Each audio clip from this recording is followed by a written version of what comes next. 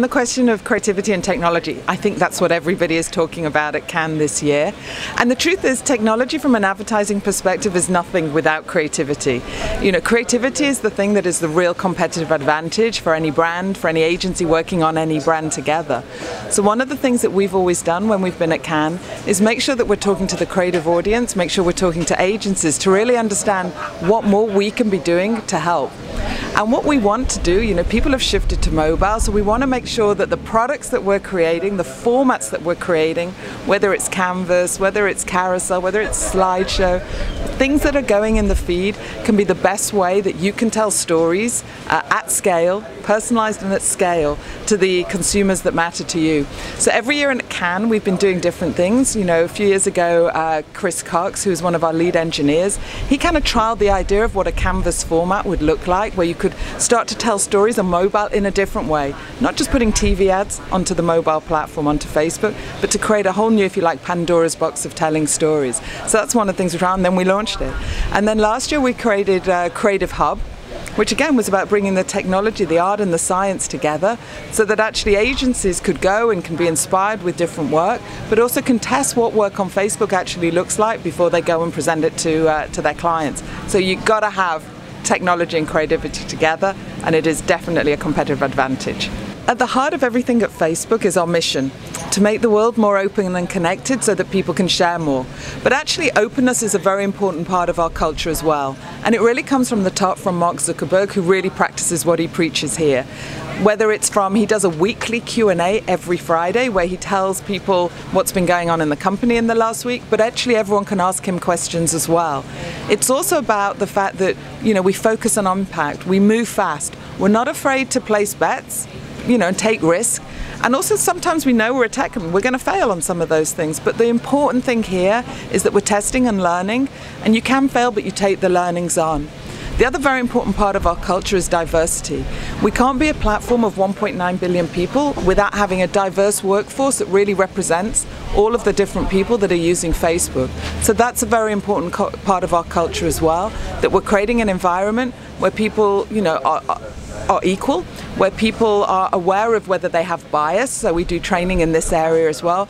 Those are some of the kind of key tips from a Facebook culture perspective. So a couple of years ago, Mark Zuckerberg at our annual developer conference set out our 10-year mission. So we're 8 years in, 2 years into the 10-year kind of vision and the roadmap. And it's really grouped around 3 different areas that we see. The first is around connectivity. You and I, we're privileged. We have perfect access to the internet, but actually the majority of people on the planet do not. So connectivity will not be solved through one way. There's lots of different ways that we're investing in and working with other organizations, governments, NGOs around the world to try and address this issue. That's one. The second area is around artificial intelligence and how, from a Facebook perspective, we can use this more to make sure that everyone who has their own individual newsfeed is really seeing the things that matters to them, or that people perhaps who are visually impaired can use different aspects of AI to be able to help them be told what's in the photographs. And then the third area is the whole area around virtual reality. And a lot of the demonstrations that we've been doing here at Cannes this year are around Oculus. And this is a real promise of what the future's going to bring. And, you know, not just us, but lots of people are placing the bets on that as we move forward over time, that this will emerge as a new platform. I think you've got to go back to today. What's going on today? What's driving kind of the things that people are talking about? And I would say it's kind of video, video, video. We're seeing now on Facebook every day 100 million hours of video that people are enjoying. That's a huge increase. A lot of that increase has actually come from live videos, where people are now, 1 in 5 of the videos that we have are actually a live video.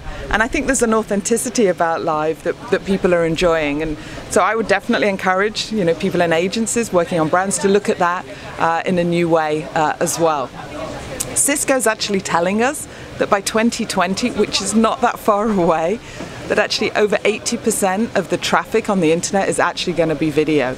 And so one of the things that we're doing on Facebook is making sure that we're continuing to offer fantastic formats, fantastic ways to tell stories on a video mobile platform.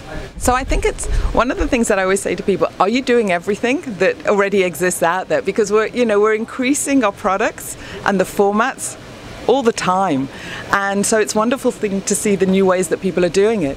Instagram Stories, which we just announced, is now got 250 million people that are using it every day.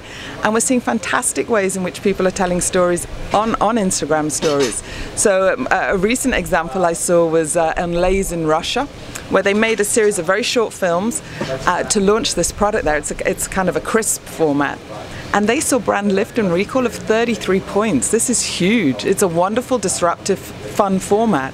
So you can either create new, or you can go and take existing assets and work out how to cut it for vertical and to shorter time lengths as well. So that's one of the things that I would encourage to do, is to look what already exists, go out there, test, learn, and I think interesting things will happen.